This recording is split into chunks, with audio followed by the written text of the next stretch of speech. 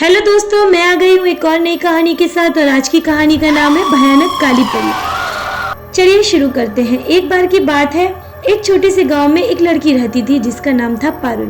पारुल को बचपन से ही परी की कहानियां बहुत पसंद थी।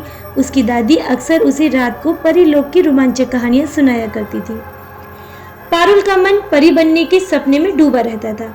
एक रात जब चांदनी पूरे शबाब पर थी और गांव की गलियों में सन्नाटा पसरा हुआ था, पारुल अपनी किताब पढ़ते पढ़ते सो गई। तभी उसकी खिड़की के बाहर एक अजीब सी आवाज सुनाई दी।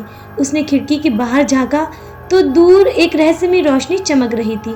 पारुल को लगा कि शायद कोई परी आई है। वह उत्सुकता से बिना किसी से कुछ कहे उस रोशनी की ओर बढ़ने लगी। जैसे जैसे वह उस रोशनी के करीब पहुंची, उसे महसूस हुआ कि हवा भारी होती जा रही है और वातावरण में एक अजीब सी ठंडक फैल रही है। रोशनी एक पुरानी उजाड़ हवेली से आ रही थी जिसे लोग भूतिया हवेली कहते थे। किसी ने कभी उस हवेली में कदम रखने की हिम्मत नहीं की थी, लेकिन परी की उम्मीद में पारुल बिना सोचे समझे वहां चली गई। हवेली के दरवाजे अपने आप खुल गए और भीतर एक अदृश्य ताकत उसे अंदर खींचने लगी। हवेली के अंदर का माहौल भयानक था। दीवारों पर अजीब अजीब चित्र बने हुए थे और हर तरफ सन्नाटा था। तभी एक धीमी सी आवाज आई, आओ पारुल आओ, मैं तुम्हारा ही इंतजार कर रही थी। मैंने सुना है कि तुम्हें परी बनना है और जिसको परी बनना होता है मैं उसको अपने पास बुला लेती हूँ, क्योंकि मैं वही काम तो करती हूँ, लोगों को परी बनाने का। जो परी नहीं बन पाता मैं उसको अपनी जादुई शक्ति से एक परी बना देती हूँ। क्या तुम्हें परी बनना है पारुल? पारुल का दिल जोर जोर से धड़कने लगा। उसने चारों ओर देखा लेकिन कोई दिखाई नहीं दिया। अचानक उसके सामने एक धुंधली सी आकृति प्रकट हुई। वह काली परी जैसी दिख रही थी, लेकिन उसकी आंखें काली और गहरी थी और उसका चेहरा भयानक था। और वह परी भी नहीं लग रही थी, बल्कि एक शापित परी लग रही थी जो सदियों से इस हवेली में कैद थी।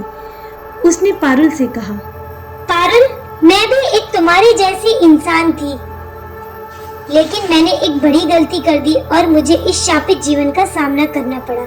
मुझे भी परी बनने का बहुत शौक आया था, इसीलिए मेरी पूजा पाठ में कुछ गलती हो गई थी, जिसकी सजा मैं आज तक भुगत रही हूँ। और मैं चाहती हूँ कि ये सजा मैं अकेले ही क्यों भुगतूं? जो भी परी बनना चाहता है उसको भी तो ये सजा मिलनी चाहिए।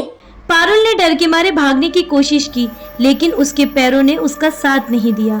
वह शापित आत्मा उसकी ओर बढ़ने लगी और उसकी ठंडी उंगलियां पारुल के गले के पास आने लगी। पारुल की चीखें हवेली की दीवारों में गूंजने लगी, लेकिन बाहर किसी को कुछ सुनाई नहीं दिया। अगले दिन पारुल को गांव वालों ने हवेली के पास बेहोश पाया। उसकी आंखें खुली थी, लेकिन अब उनमें वही अजीब सी काली गहराई थी जो उस आत्मा की आंखों में थी।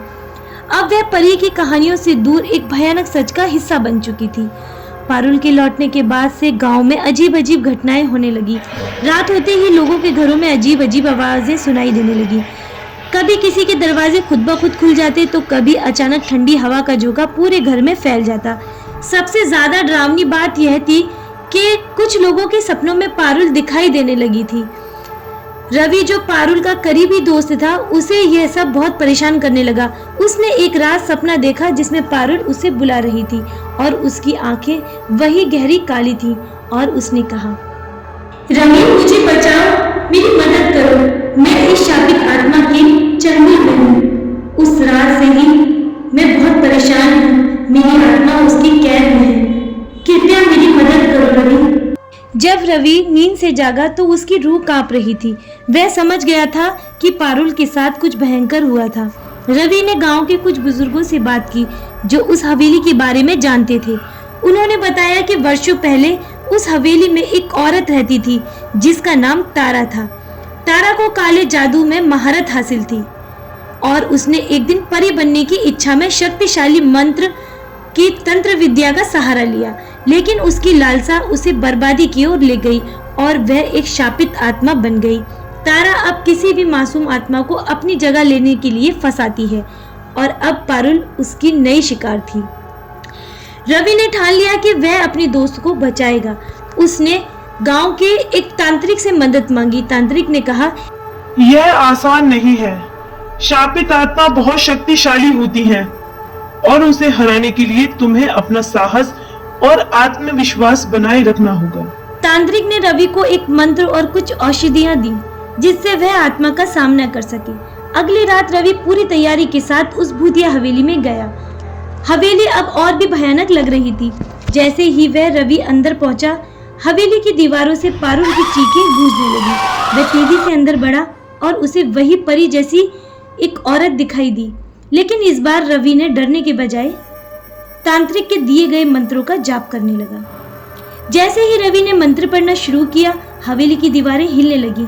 आत्मा ने गुस्से में आकर रवि पर हमला किया, लेकिन मंत्र की शक्ति ने उसे कमजोर कर दिया। रवि ने अपने साहस को बनाए रखा और आत्मा से कहा, तारा, तुम्हारा समय खत्म हो गया है। तुम अब किसी और की जिंदगी बर्बाद नहीं कर सकती। अब तुम्हें इस संसार से विदा लेनी ही होगी। रवि ने बाबा का दिया हुआ जल तारा पर छिड़क दिया। तारा जोर जोर से चिल्लाने लगी। उसकी भयानक चीखें हवेली में गूंजने लगी और उसकी धुंधली आकृति धीरे धीरे हवा में घुलने लगी। पारुल जो हवेली के एक कोने में बेसुध पड़ी थी, अचानक होश में आई। उसकी आंखों में अब वह काली गहराई नहीं थी। वह फिर से वही मासूम पारुल बन गई थी। रवि ने उसे सहारा देकर हवेली से बाहर निकाला। जब वे दोनों बाहर आए तो हवेली के दरवाजे हमेशा के लिए बंद हो गए। तारा की आत्मा को आखिरकार मुक्ति मिल गई थी और गांव पर छाए डर के बादल भी छट गए थे। पारुल और रवि वापस अपने जीवन में लौट आए, लेकिन उस रात की यादें उन्हें हमेशा याद रहीं। गांव के लोग अब भी उस हवेली के पास जाने से डरते थे, लेकिन उन्हें यह विश्वास हो गया था कि सच्चाई और साहस के आगे बुराई कभी भी टिक नहीं सकती। इस कहानी से हमें यह सीखने को मिलता है कि लालच और गलत रास्ते पर चलकर कोई भी चीज हासिल करने की कोशिश करना बर्बादी की ओर ले जा सकता है। परी बनने की लालसा में तारा को शापित आत्मा बना दिया और वह अपने बुरे कर्मों का परिणाम भुगतती रही। दूसरी ओर साहस और सच्चाई के रास्ते पर चलने से हर मुश्किल का सामना किया जा सकता है। रवि ने अपने दोस्त को बचाने के लिए अपने डर का सामना किया और आत्मविश्वास के साथ सही कदम उठाए। अंत में अच्छाई की जीत हुई और बुराई का अंत हो गया। इसलिए हमें हमेशा लालच और गलत कार्यों से बचकर सच्चाई और साहस के साथ जीवन जीना चाहिए। इस तरह कहानी का अंत हुआ। उम्मीद करती हूँ आपको ये कहानी पसंद आई होगी। हमारी कहानी को अंत तक सुनने के लिए आप सभी का बहुत बहुत धन्यवाद।